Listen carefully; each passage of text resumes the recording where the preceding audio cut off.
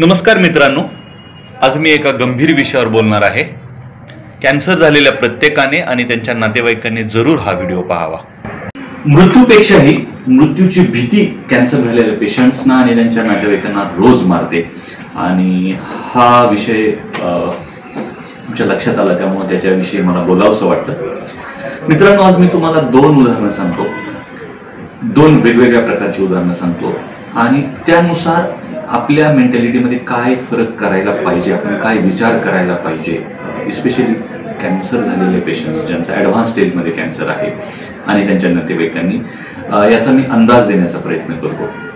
दोन वेगवेगळी उदाहरणं घ्या। आता उदाहरणार्थ कालच हा व्हिडिओ शूट करण्याच्या 2 दिवस अगोदरच विमान अपघातात काही लोकांचा मृत्यू झाला, दुर्दैवी अंत झाला आणि ज्याच्यामध्ये सगळ्या कॅटेगरीच्या सगळ्या प्रकारच्या वयाची माणसं होती।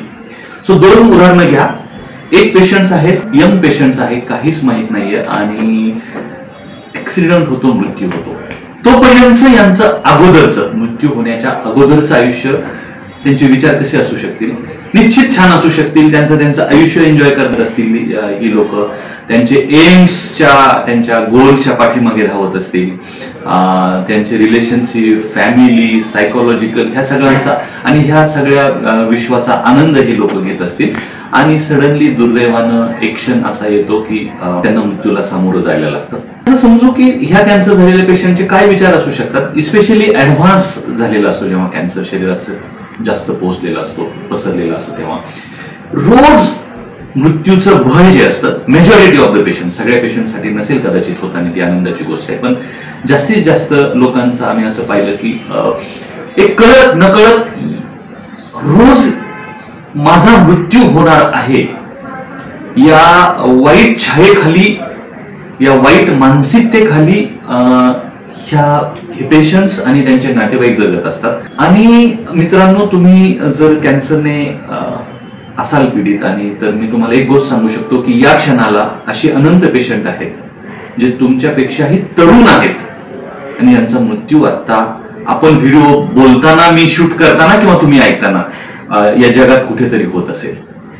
कारण काय आहे की तुम्ही जर मृत्यूच्या अगोदर मृत्यूच्या भयाखाली जगलात तर रोज मरण आहे, त्यापेक्षा जेव्हा परमेश्वराला मृत्यू आणायचा आहे तेव्हा येऊ द्या आणि त्या क्षणापर्यंत तुम्ही देवावर विश्वास ठेवा। जेव्हा यायचा आहे तो येऊ द्या आणि त्यानंतर त्या पिरियड पर्यंत तुम्ही आयुष्याचा पूर्ण आनंद घ्या।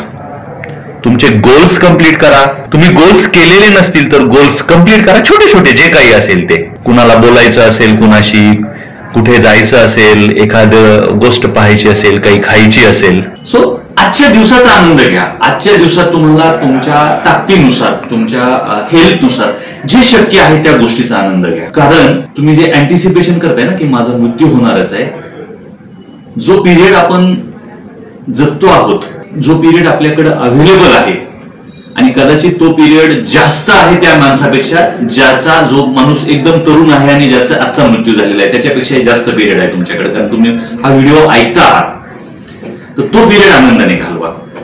तुमचे जे असतील ते गोल्स कंप्लीट करायचा प्रयत्न करा, व्हॉटेवर, आणि तुम्ही आनंदित राहा आणि तुमच्या जवळच्या व्यक्तींना पण आनंदित ठेवा।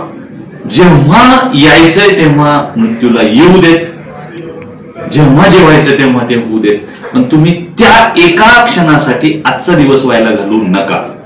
एवढंच मला तुम्हाला सांगायचंय मित्रांनो, याच्यातून कुठलाही गैरसमज करून घेऊ नका।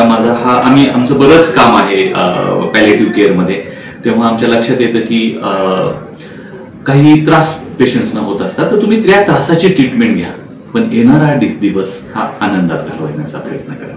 धन्यवाद।